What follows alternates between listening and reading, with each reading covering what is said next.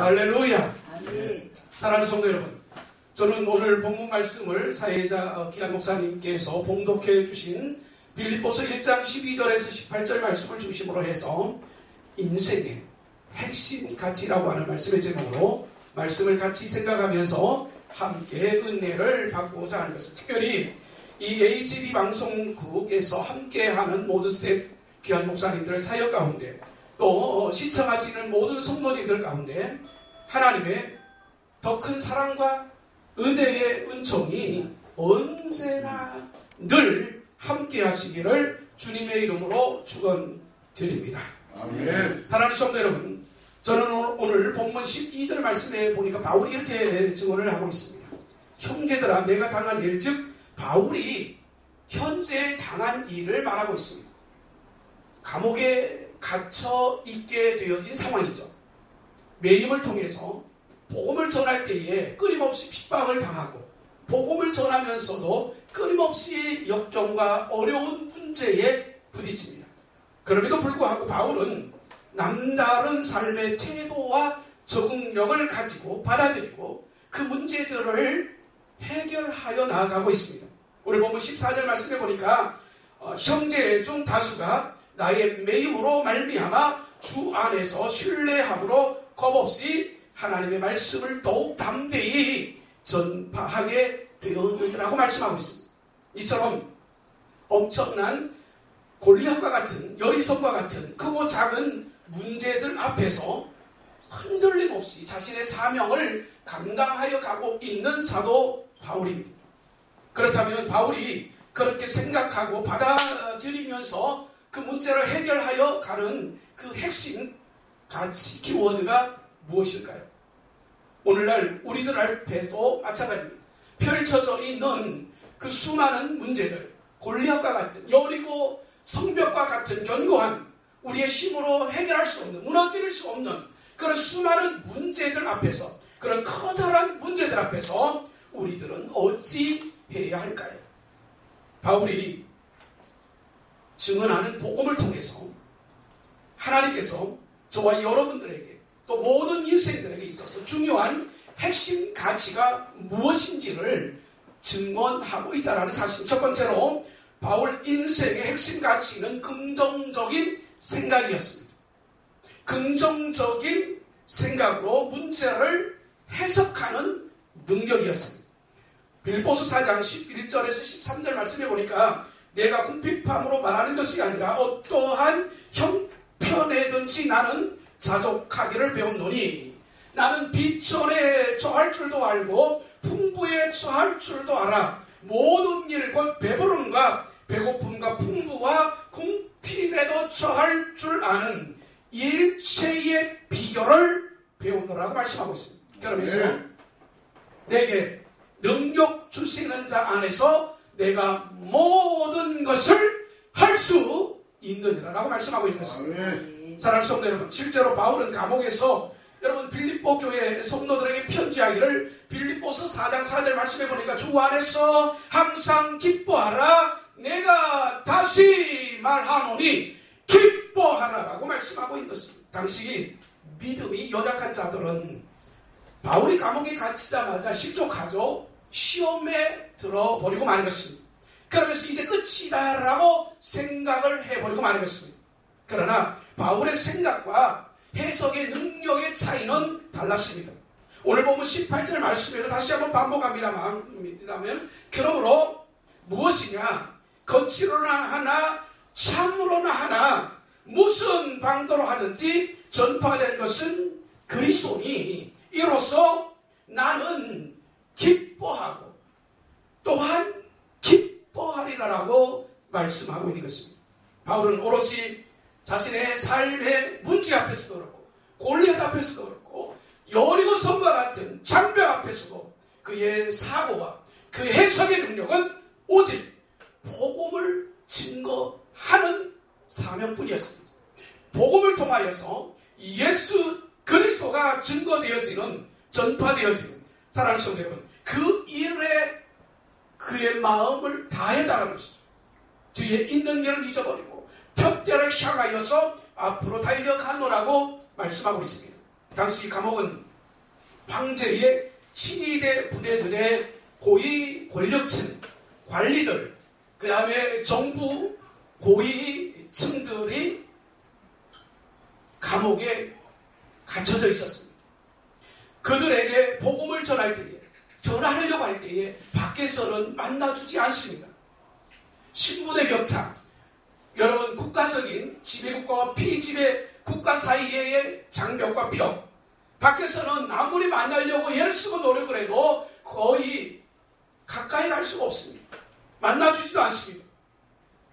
당시에 간수들은 6시간마다 교대를 했는데 바울은 최소한 하루에 4사람 이상씩은 서로 관계를 맺으며 전도할 뿐만 아니라 복음을 전했다는 것입니다. 2년 동안 바울은 이 감옥 생활 속에서 하나님의 나라의 복음을 증거하는 그 기회로 삼았을 뿐만 아니라 적극적으로 활용하고, 비록 죄수의 몸이지만 그러한 환경들을 오히려 적극적으로 활용했다는 것입니다. 이런 바울의 긍정적 해석과 자신의 삶을 통한 대응의 그 삶의 자세, 사랑하는 성도 여러분, 이 적극적인 삶의 자세와 태도의 비결, 사랑하는 그 인생의 핵심적인 가치가, 사랑하는 성도 여러분, 무엇이겠습니까? 유명한 미국의 사회학 교수인 커밍 워크라고 하는 교수는 성공 확률에서 첫 번째 요인에 있어서 지능, IQ를 들었습니다. 그리고 두 번째에 있어서 지식을 들었습니다. 그리고 세 번째에 있어서 기술력을 들었습니다. 그리고 네 번째에 있어서 태도를 이야기했습니다.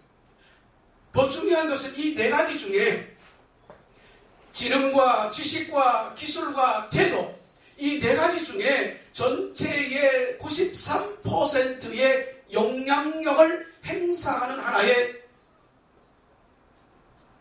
삶의 모습을 이야기할 때에 각각의 삶의 태도를 꼽고 있습니다. 이 네 가지 중에 93%의 절대적인 영향력을 행사하는 요인, 바로 삶의 각각의 태도라는 것입니다. 해석의 문제라는 것입니다. 생각과 여러분 가치관의 긍정적인 삶의 태도의 문제라는 것입니다. 그런데 이 태도보다 더 중요한 문제가 있습니다. 더 중요한 요인이 있어요. 이 네 가지의 요인에 절대적인 영향력을 행사하는 하나의 요인이 있습니다. 저는 그것을 개개인의 신앙관이라고 생각합니다. 긍정적인 생각이 그냥 나오는 게 아닙니다. 여러분, 해석의 능력이 그냥 나오는 게 아닌 것이죠. 각각의 신앙적인 태도, 각각의 신앙적인 깊이, 각각의 신앙적인 자세, 밖에서 예부에서 신앙에 관해서 여러 가지 말들을 합니다. 옳으니 그러니 틀리니 주관적이니 자기의 고집이니 아니면 자기밖에 모르는 편협하다는 등 여러 가지 수많은 이야기를 할 수 있습니다. 그러나 사랑하는 성도 여러분, 신앙은 개인적인 것입니다. 신앙은 개인의 선택이요, 개인의 반응이며 개인의 삶의 태도인 것입니다. 복음은 옳고 그름의 문제가 아닌 것입니다. 윤리의 문제도 아닌 것입니다. 지식의 문제도 아닌 것입니다. 복음은 하나님과 저와 여러분들과의 관계에 있어서 개개인의 신앙적 태도인 것입니다. 받아들이느냐, 신뢰하느냐, 믿느냐, 안 믿느냐. 주께서 말씀하십니다. 믿는 자가 복이 있다라고 말씀하십니다. 할렐루야, 내 믿음대로 될지어다라고 말씀하고 있는 것입니다. 너의 믿음이 너를 구원하였느니라, 그렇게 말씀하고 있는 것입니다. 그러므로 사랑하는 성도 여러분, 우리 인생의 삶에 있어서 결국은 성공하려면, 사랑하는 성도 여러분, 그렇기 때문에 어려움이 있을 때에, 여러분 실패했을 때에, 여러분 고난이 닥쳐왔을 때에, 크고 작은 여리고 성과 같은 문제 앞에서 사랑하는 성도 여러분, 해석의 능력, 긍정적인 가치, 생각의 기준 말입니다. 사랑하는 성도 여러분, 하나님의 전지전능하심은 여러분 이사야 14장 24절 말씀 이렇게 증언하고 있습니다. 내가 생각하는 것이 반드시 되며 내가 경영하는 것을 반드시 이루리라 말씀하고 계신 것입니다. 바울은 믿음 안에서 내가 모든 것을 할 수 있느니라 그렇게 고백하고 있습니다. 여러분들의 신앙은 어떻습니까? 여러분들의 긍정적인 가치의 기준은 무엇입니까? 여러분들의 삶을 해석하는 기준은 무엇입니까? 하나님께서 신명기 8장 16절 말씀에 이렇게 말씀하셨습니다. 이는 다 너를 낮추시며 너를 시험하사 마침내 내게 복을 주려 하시느니라고 말씀하고 있습니다. 할렐루야. 그러므로 잠깐의 어려움이든 문제든 시련이든 고통이든 감옥이든 환경적인 여러분 바닥을 치는 실패의 삶의 언덕에 앉아 있을지라도 내가 주께 감사하고 내가 주를 바라보며 주를 의지하며 신뢰하며 주님과의 관계에서 온전한 신앙을 회복할 때에 옳은 해석이 나오고 옳은 가치관, 긍정적인 적극적인 삶의 방식이 나옵니다. 태도가 나옵니다. 할 수 있다, 하면 된다, 해보자라고 하는 할렐루야. 마침내 내게 복을 주시리 하시니라고 하는 그 하나님을 의지하고 그 하나님을 신뢰하며 그 하나님과의 관계에 온전한 신앙을 살아갈 수 있는 밖에서 뭐라 하든지 말입니다. 사랑하는 성도 여러분, 하나의 예를 들어보겠습니다. 세계 최고의 교회 음악가, 작곡가, 현대 음악의 아버지로 불리는 독일의 요한 세바스찬 바흐입니다. 바흐는 고아로서 형의 손에서 자랐습니다. 결혼을 해서 7자녀를 하지만 아내가 병으로 죽었습니다. 그때에 바흐는 레올폴드 후작과 함께 여행 연출을 떠나 있었습니다. 돌아와서 보니까 이미 장례식이 끝났습니다. 재혼을 했습니다. 11명의 아들과 9명의 딸을, 그 중에 10명의 자녀가 어려서 가난해서 먹을 것이 없어서 병들어서 죽었습니다. 그때마다 극심한 슬픔과 고통을 겪어야 했습니다. 그 중에 한 아이는 정신지체로 끊임없이 돌봐주어야 했었습니다. 말년에 본인도 시력을 잃어서 앞을 볼 수가 없었습니다. 뇌출혈로 인하여서 반신불수로 인하여서 절망의 바닥의 시절을 끊임없이 지나가야 했습니다. 둘째 부인이 또 일찍 죽습니다. 그때도 가난해서 여러분 장례를 치를 수 있는 형편이 못 되었습니다. 그래서 마을에서 빈문 구제의 도움을 받아서 장례를 치를 수밖에 없었습니다. 이와 같은 연속의 불행, 여러분 고통의 환경, 치어절하게 놓아버리고 자신의 인생을 포기해버리고 싶은, 비교해보면 비교할수록 여러분 저주와 같은, 왜 나에게 이런 연속적인 고난과 슬픔과 고통과 아픔과 내 육체의 몸에 병이 들어서 내 스스로도 자유로울 수 없는 내 인생의 이 삶을 내가 살아야 됩니까? 말아야 됩니까? 사랑하는 성도 여러분, 그럼에도 불구하고 바울은 루터교의 성도로서 신실한 신앙을 붙들었습니다. 믿음을 의지했습니다. 하나님 앞에 기도하며 간구할 때마다 그의 아픔과 고통과 여러분 그와 같은 슬픔의 위로와 치유를 경험합니다. 오로지 믿음 하나만 가지고 견뎠습니다. 포기하지 않았습니다. 자신이 가지고 있는 음악적인 재능에 최선을 다했습니다. 믿음으로 살아갔습니다. 사랑하는 성도 여러분, 전도서 9장 11절 말씀에 빠른 경주자들이라고 성장하는 것이 아니며 용사들이라고 전쟁에서 승리하는 것이 아니며 지혜자들이라고 해서 음식을 얻는 것도 아니며 명철한 자들이라고 해서 재물을 얻는 것도 아니며 지식인들이라고 해서 은총을 입는 것도 아니며 이는 시기와 기회는 모든 이에게 임하님이라고 말씀하고 있는 것입니다. 사랑하는 성도 여러분, 기억하십시오. 시기와 기회를 사랑하는 성도 여러분 적극적으로 활용할 수 있는 불신자들에게도 하나님께서는 기회를 주십니다. 그의 사랑하는 하나님의 자녀와 백성들에게도 하나님께서는 때를 따라 돕는 은혜를 주십니다. 중요한 것은 이 시기와 기회가 그들 모두에게 임한다라고 하는 사실 앞에 사랑하는 성도 여러분, 우리는 적극적으로 활용해야 됩니다. 적극적으로 신뢰를 가지고 믿음을 가지고 이 기회를 주시고 사랑하는 성도들 때와 여러분 일시와 그리고 장소와 문제를 그 뒤에 하나님께서 섭리하시는 것을 확신함으로 말미암아서 사랑하는 성도 여러분, 어떠한 고난이 엎어져도 여러분 해석의 회복을 통해서, 해석의 능력을 통해서, 해석의 사랑하는 성도 여러분 믿음의 긍정적인 가치관을 통해서 바울의 삶의 핵심 키워드는 자신의 깊은 신앙으로 고난 가운데서도 해석의 능력, 긍정과 희망을 선택하는 여러분 긍정적인 가치관이었습니다. 바울은 자신의 불행의 연속 상황 속에서도 이렇게 고백하는 것입니다. 모든 음악의 유일한 목적은 하나님께 영광을 돌리는 것이다. 할렐루야. 아멘. 더불어서 모든 사람들에게 즐거운 감정을 솟아나게 하는 것이다.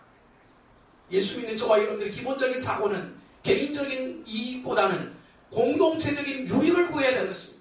가정에서도 그렇고 사회에서도 그렇고 민족적 공동체에서도 우리는 여러분 공동체 유익을 구하는 것이 하나님께서 가장 기뻐하시는 우리의 삶의 태도라고 저는 개인적으로 생각하는 것입니다. 사랑하는 성도 여러분, 바울은 자신의 불행의 연속에서도 자신의 음악의 근원은 하나님께 있다라고 확신했습니다. 믿었습니다. 그것 때문에 참을 수 있었고 견딜 수가 있었던 것입니다. 하나님을 신뢰함으로 그 불행한 일들의 연속 가운데서도 무너지지 않고 해석의 능력이 남달랐다는 것이죠. 자신의 음악을 통하여서 하나님의 영광을 위하여 쓰고 하나님의 영광을 위하여 쓰여지고 하나님의 영광을 위하여서 쓰여지면 안 된다라고 하는 개인적인 명확한 가치관 말입니다. 그래서 언제나 자신의 칸탄타 오라토리오 마지막 부분에 SDG라고 하는 이니셜 사인을 남겼습니다. 라틴어로 첫 번째 글자인 오직 하나님께 영광만을, 오직 하나님 영광만을 위하여.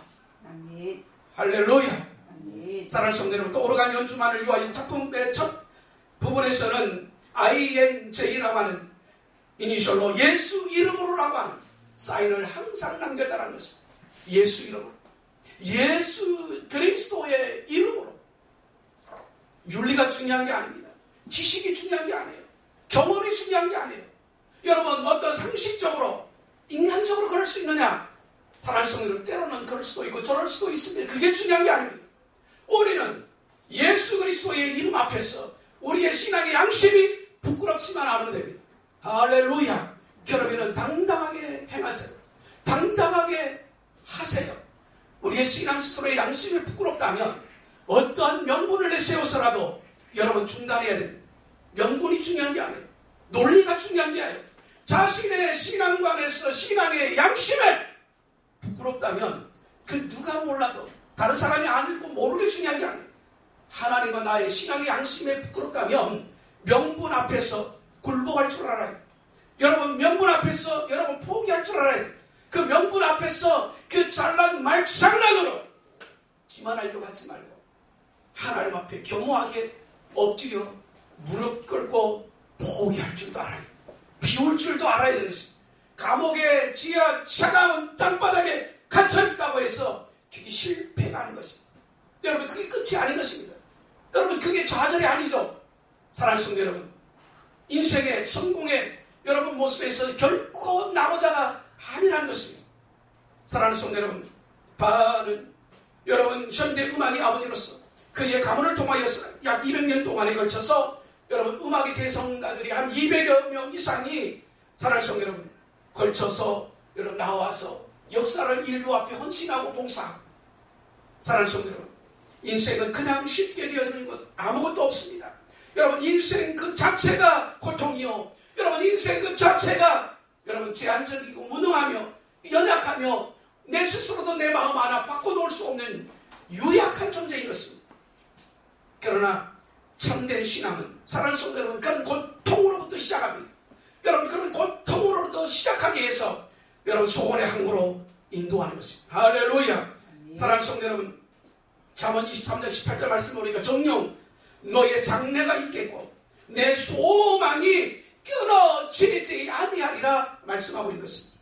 하지만 사랑하는 성도 여러분 기억하십시오. 마귀가 역사하면 여러분 아무리 여러분 대성했을지라도 크게 흥황하였을지라도 천하 만국의 모든 영광을 예수 그리스도에게 보여주며 사단이 내게 절하라 유혹할 때에 사랑하는 성도 여러분 명분을 따라서 윤리를 따라서 철학을 따라서 인간의 도리와 상식을 따라서 우리가 행하려고 할 때에 얼마든지 굴복할 수 있어요. 얼마든지 옳다라고 맞장구 칠 수 있어요. 사랑하는 성도 여러분께서 말씀하십니다. 사람이 떡으로만 살 것이 아니라 오직 하나님의 입에 나오는 말씀으로 살 것이니라. 할렐루야. 아멘. 마귀가 역사하면 원망하고 불평하고, 여러분 도적이 오는 것은 도적질하고 죽이고 멸망시키는 것뿐이라고 주님께서 요한복음 10장 10절 말씀에 명확하게 우리에게 말씀하고 있는 것입니다. 그러므로 사랑하는 성도 여러분, 인생의 핵심 키워드 첫 번째, 우리 긍정적인 가치관 해석의 능력은, 사랑하는 성도 여러분 보십시오. 철학에서 오는 게 아니라, 정치에서 오는 게 아니라, 교육에서 오는 게 아니라, 사회적인 상식적인 논리에서 오는 게 아니라, 인간적인 역사의 경험에서 오는 게 아니라, 오직 하나님의 말씀에서, 하나님의 말씀과의 관계 속에서 개인적인 신앙적 태도로에서만이 사랑하는 성도 여러분 주어지게 된다라고 사실을 기억하시고, 보십시오. 이스라엘 백성들이 출애굽 이후에 가데스 바네아 광야에서 여러분 잘못된 생각으로 인해서 여러분 해석으로 말미암아 40년의 광야의 시작이 주어지게 됩니다. 12명의 정탐꾼 가운데 10명이 여러분 부정적인 보고를 할 때에 그 부정적인 보고로 인하여서 원망하며 불평하면서 성경에 보니까 온 백성들이 밤이 새도록 통곡했다고 했습니다. 이게 얼마나 무익한 것입니까? 얼마나 불행한 것입니까? 얼마나 여러분 저주스러운 것입니까? 일주일이면, 보름이면 얼마든지 여러분 가나안 목지에 들어갈 수 있는 거리를 40년, 이 단 한 번의 사건을 통해서 40년의 광야 생활에 그들은 눈물의 샘을, 골짜기를, 사망의 음침한 골짜기를 지나가야 했단 말인 것입니다. 하지만 여호수아와 갈렙 두 사람만큼은 아니다. 사랑하는 성도 여러분, 여호와께서 우리와 함께 하시면 그들은 우리의 밥이다. 아멘. 할렐루야. 아멘. 이게 긍정적인 사고입니다. 이게 긍정적인 해석의 능력인 것입니다. 여호와께서 우리와 함께 하십니다. 똑같은 환경입니다. 똑같은 조건입니다. 아낙자손, 네필림 우선. 여러분 얼마나 여러분 풍요로운 땅이었는지, 포도나무 가지 한 송이를 한 사람이 들을 수 없어서 두 사람이 여러분 가지로 양옆에 메어서 이스라엘 백성들 앞에 나올 정도로 풍요로운 땅이었습니다. 그러니 그들의 마음속에 여러분 이 부정적인 사고, 부정적인 보고, 부정적인 할 수 없다라고 하는 원망과 불평 앞에서 온 백성들이 밤이 새도록 통곡할 때에 여호수아 갈렙만큼은 아니다. 그들은 우리의 밥이다. 하나님께서 우리와 함께 하시니 우리는 능히 이길 수 있다라고 있다라고 말씀합니다. 그러므로 사랑하는 성도 여러분, 내 인생 이 가나안 땅에 입성하는 것 문제는, 아니면 40년 광야에 끊임없이 다람쥐 쳇바퀴 돌고 그러면서 싸웁니다. 윤리가, 도덕이, 명예가, 사랑하는 성도 여러분, 40년의 인생, 그것은 지금 여러분들의 생각에 달려있다는 것입니다. 여러분들의 해석의 능력에 달려있다는 것입니다. 두 번째로 인생의 결정적인 순간에 있어서 여러분 절대적으로 필요한 것은, 사랑하는 성도 여러분, 바울의 신앙적 가치였습니다. 이것이 각자 인생을 푸는 인생의 두 번째 핵심 키 워드인 것입니다. 옛날 이야기, 우리가 우스갯소리로 그런 이야기를 합니다. 저희 스님이 살얼음판을 지나가면서 갑자기 살얼음판이 우주짝짱짱 깨지는 소리를 듣고 깜짝 놀라며 하는 말이 뭐라 말합니까? 하나님, 제발 나 살려주세요. 사랑하는 성도, 이게 신앙심인 것입니다. 이게 신앙적인 반응인 것입니다. 이게 신앙적인 참된 신앙. 중요한 건 뭐예요? 종교가 아니라, 윤리가 아니라, 사랑하는 성도, 개개인의 참된 신앙, 살아있는 하나님과의 언약 관계에 있어서 참된 신앙이 문제겠죠. 보세요. 바울이 감옥에 갇히자 예루살렘 교회 성도들은 더욱 단합하고 기도하고 하나님을 의지하는 것입니다. 여러분, 바울이 다메섹 도상에서 부활하신 주님을 만나기 전까지는 대단한 사람이었습니다. 여러분, 시시한 사람이 아니었습니다. 대제사장에게 위임장을 받아들고 다메섹 도상을 넘어서 예수 믿는 사람들을 다 옥에 가두든지 즉결 심판을 하든지 현장에서 죽이든지 위임장을 그 손에 받아들고 다메섹 도상을 넘었던 것이죠. 그런 대단한 사람입니다. 그의 가문은 베냐민 지파였고 학문으로는 가말리엘 할파의 문화생이었으며 명예로는 히브리인 중에 히브리인이요 로마의 시민권자였습니다. 그래서 그는 정치적으로도 야망이 어마어마하게 컸습니다. 그러나 이 모든 것을 부활하신 주님을 만난 이후로 다 버렸습니다. 배설물로 여겼습니다. 완전히 새로운 십자가의 도에 사로잡힌 신앙인으로 거듭났습니다. 할렐루야. 이것이 바울의 복음 증거하는 그 인생에 있어서 핵심 가치의 키워드 두 번째인 것입니다. 신앙심, 신앙의 깊이, 여러분 신앙의 넓이, 신앙의 삶의 태도만인 것입니다. 생각이 바뀌고 이 신앙심에 의하여서 여러분 그의 삶의 목표가 바뀝니다. 목적이 바뀝니다. 그의 삶의 방향이 완벽하게 터납니다. 이후로는 누구든지 나를 괴롭게 하지 말라. 내가 내 몸에 예수 그리스도의 흔적을 지니고 있노라. 갈라디아서 6장 17절 말씀에 말씀합니다. 보십시오. 바울의 신앙심과 견고한 중심이 어느 정도냐 하면 고린도후서 11장 24절 28절 말씀을 보니까 내가 유대인들에게 40에 하나 감한 매를 5번이나 맞으며 3번 태장으로 맞고 1번 돌로 맞고 3번 파선하고 1주일을 깊은 바다에 지내며 여러 번 여행하면서 강의 위험과 강도의 위험과 동족의 위험과 이방의 위험과 신의 위험과 광야의 위험과 바다의 위험과 거짓 형제 중에 위험을 당하고 또 수고하며 애쓰고 여러 번 자지 못하고 주리며 목마르고 여러 번 굶고 죽고 헐벗었노라. 위기를 일은 고사하고 아직도 나는 날마다 눌리는 일이 있으니 곧 모든 교회를 위하여 염려하는 것이라고 말씀하고 있습니다. 그러면서 이렇게 고백합니다. 나의 간절한 기도와 소망을 따라 아무 일에든지 부끄럽게 아니하며 지금도 전과 같이 온전히 담대하여 살든지 죽든지 내 몸에서 그리스도가 존귀하게 되려 함이 이는 내게 사는 것이 그리스도니 죽는 것도 유익함이니라.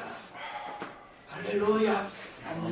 이런 신앙이 여러분 불평이 있겠습니까? 원망이 있겠습니까? 세상의 명예와 비교하겠습니까? 물질과 비교하겠습니까? 세상의 지위를 가지고 비교를 하겠습니까? 사랑하는 성도 여러분, 이런 확고한 신앙과 가치관이 있으므로 바울은 전도 현장에서 계속 고난을 당하지만은 참고 견디고 싸워 이긴 것입니다. 베드로후서 2장 19절 말씀을 보니까 누구든지 진짜는 이긴 자의 종이 될지니라 말씀하고 있는 것입니다. 바울의 핵심으로 변화된 비전은 오직 하나, 예수님을 이제 알고 예수님을 알아가고 여러분 예수님을 얻어서 그 안에서 자신의 사명을 발견하고 그 일을 하는 것입니다. 그 사명의 일에 여러분 죽는 것도 유익함이니라. 그래서 바울의 서신의 특징이 뭐냐면 주 안에서 뭐뭐 안에서 주 안에서 믿음 안에서 할 수 있건 무슨 말이냐 믿는 자에게는 능치 못할 일이 없는 주 안에서 내가 할 수 있느냐. 아멘. 사랑하는 성도 여러분, 이런 온전한 신앙이 참된 신앙이 거룩한 신앙이 야훼 여호와 하나님과의 1대1의 인격적 관계에 좀 명확한 신앙이 사랑하는 성도 여러분, 바울 스스로에게 전천후적 삶의 태도와 반응의 경쟁력을 불가같이 일으킵니다.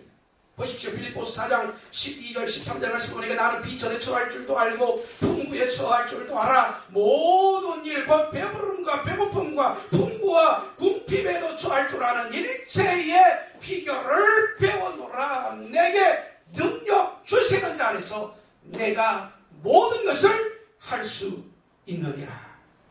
할렐루야. 네. 사랑하는 성도 여러분, 스티븐 잡스가 자신이 설립한 애플사에서 퇴출할 때가 있었습니다. 애플이 망하여 갈 즈음에 다시 복귀하여서 그가 첫 번째 시행한 일이 있습니다. 그것은 새로운 아이디어 제품을 출시하는 것이 아니라 이미 있던 기존 제품의 불필요한 기능, 사용하지 않는 모든 기능들을 다 제거하는 일이었습니다. 버리는 일이었습니다. 어줍지 않게 가지고 있는 지식의 문제, 명예가 문제, 어줍지 않게 가지고 있는 여러분 그 물질의 문제인 거예요. 전문가용, 일반인용, 최고의 사양, 적정 사양으로 분류하고 나머지 모든 기능들을 다 삭제했습니다. 다 버렸습니다. 다 비워 가감하게 버렸습니다. 그리하여 다 망해가던 애플사를 세계 1위 기업으로 성장시켜 놓았습니다. 이처럼 스티븐 잡스가 선택한 일은 탁월했고 핵심 가치를 알아 가감하게 비우고 버리고 제거하고 소비자들의 현실적인 대안을 깨뚫어서 살았습니다. 그 기능만 남겨놓습니다. 경정회사들이 새로운 아이디어라고 잡다한 기능들을 덕지덕지 붙일 때에 그는 정반대로 불필요한 모든 기능들을 하나하나씩 다 가감하게 제거하고 버렸습니다. 우리 각자의 삶에서도 불필요한 일들, 소모적인 일들 다 버리세요. 다 버려야 합니다. 다 버릴 줄 알아야 됩니다. 참된 신앙은 결국 하나님 앞에서 그걸 요구하는 거예요. 내 신발을 벗어라. 너의 있는 것이 무엇이냐? 사랑하는 성도들, 주께서 여러분 가부 두 랩돈을 귀하게 여기는 것이 사랑하는 성도들, 그의 삶의 생활비에 전부를 드렸지 않습니까? 바리새인들은 일부분을 드리면서 거들은 피우죠. 많은 것을 드렸다. 사랑하는 성도들, 그 차이가 무엇입니까? 여러분, 그 차이는 명확하게 주께서 우리에게 말씀하시고자 하는 의도가 있습니다. 헌금을 많이 하라가 아니에요. 헌금을 작게 하라가 아니에요. 사랑하는 성도, 주님께서 12제자들에게 이렇게 말씀하셨습니다. 사랑하는 성도 여러분, 한 사람이 두 주인을 섬기지 못할 것이니 혹 이를 미워하고 저를 사랑하거나 혹 이를 중히 여기고 저를 경히 여김이라 내가 너희에게 말합니다. 하나님과 재물을 겸하여 섬길 수 없느니라. 할렐루야. 아멘. 사랑하는 성도 여러분, 얽매이기 쉬운 것들을 다 벗어버려야 하는 것입니다. 뒤로 돌아보지 말아야 하는 것입니다. 하나님께서 가장 싫어한 일들을 본인이 여러분 하면서도 하나님 앞에 복을 받기 바라는 것은 하나님을 만홀히 여기는 것이죠. 너희는 하나님을 만홀히 여기지 말라고 말씀하고 있습니다. 하나님은 속지 아니하시냐라고 말씀하고 있습니다. 하나님은 다 알고 계신다라고 말씀하고 있습니다. 그래서 차이가 있는 거예요.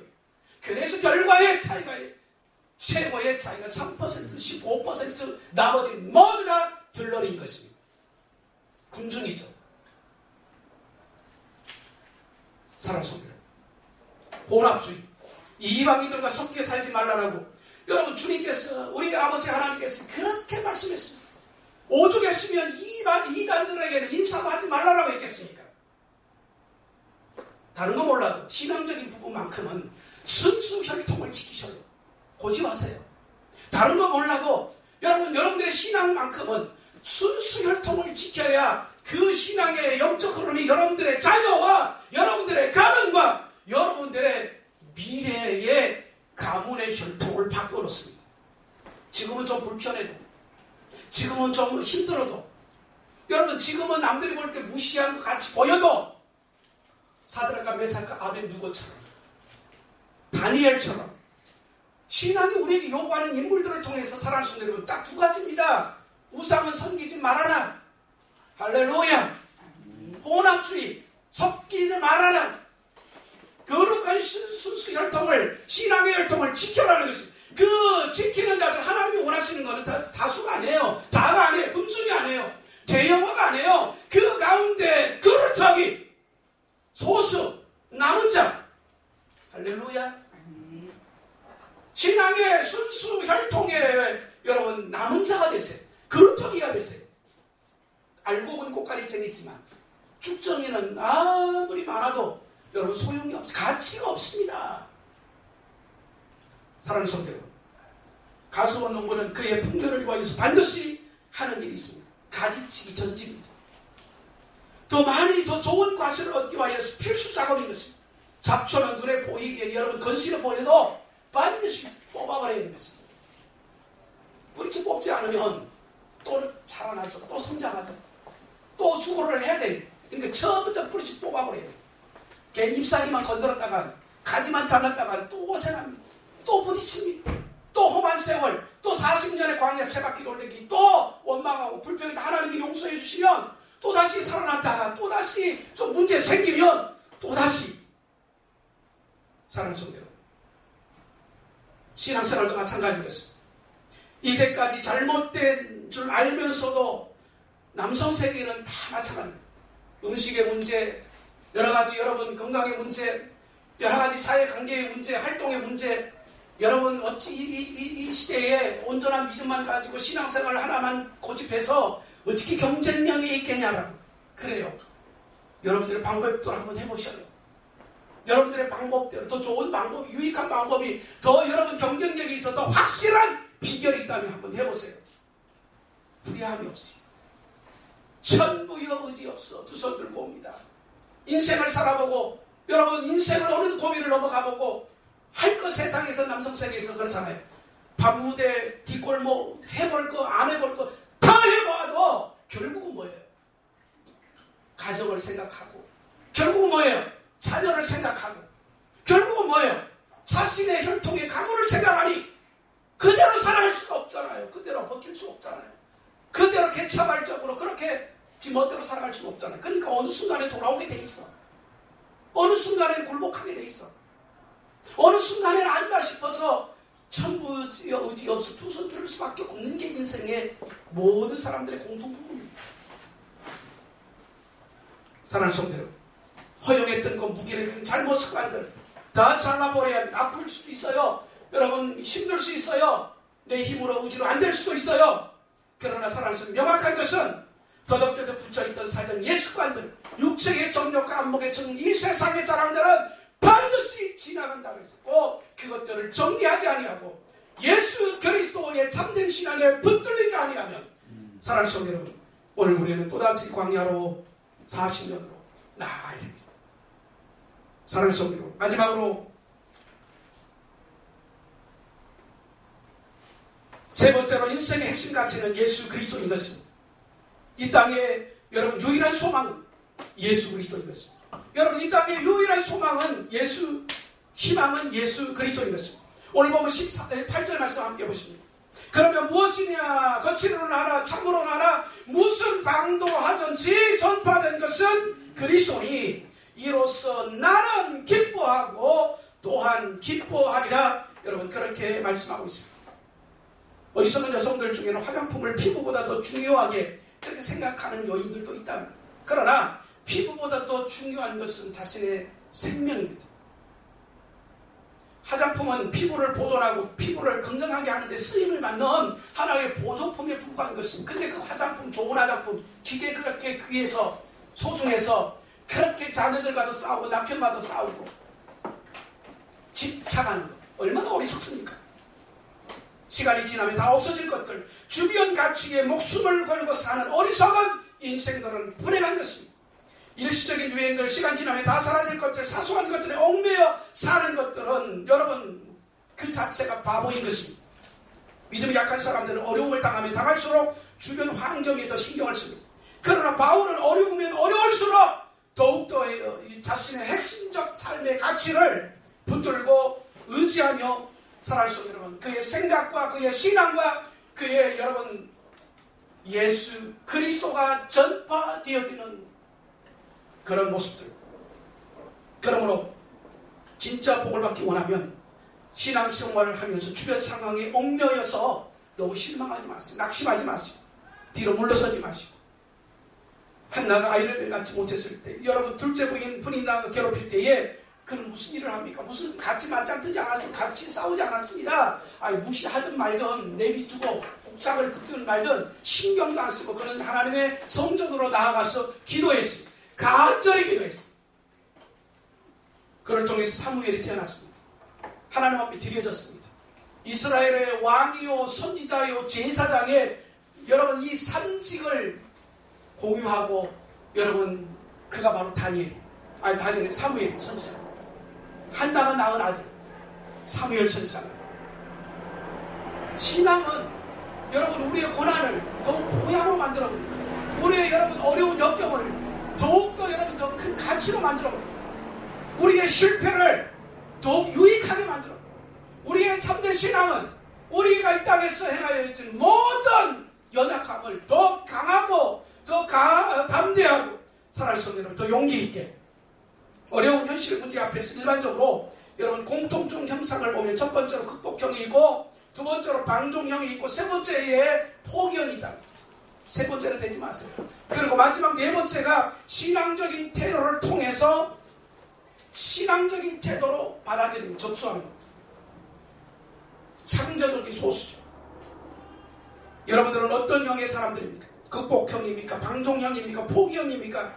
아니면 여러분들은 주님 앞에 어떤 그 신앙의 깊이를 가지고 여러분 하나님께 기도하는 형입니까? 사랑하는 성도 여러분, 이런 모습으로 우리의 신앙이 점점점 성장하기, 인생의 핵심 각 키워드 가운데 온전한 여러분 승리가 있어질 수 있기를 주님의 이름으로 축복합니다. 아멘.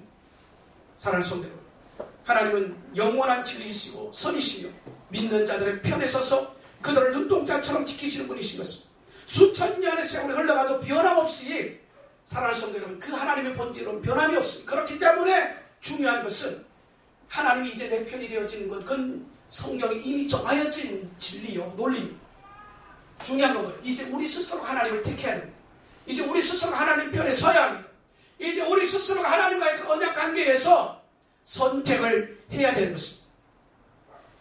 다윗처럼 하나님만을 신뢰하고 사랑하는 성도 여러분, 아브라함 링컨처럼 하나님이 내 편이시고 또 내가 하나님 편이 되어져서 그 전쟁을 진두지게 할 때에 하나님께서는 어마어마한 승리를 안겨주시고 우리가 하나님 편에 서서 우리가 믿음으로 살아가기만 하면 하나님의 기쁨이 된다라고 했는데 시편 37편 4절 말씀을 우리에게 여호와를 기뻐하라, 여호와를 기뻐하라, 그가 너의 소원을 이루어 주시리라 말씀하고 있습니다.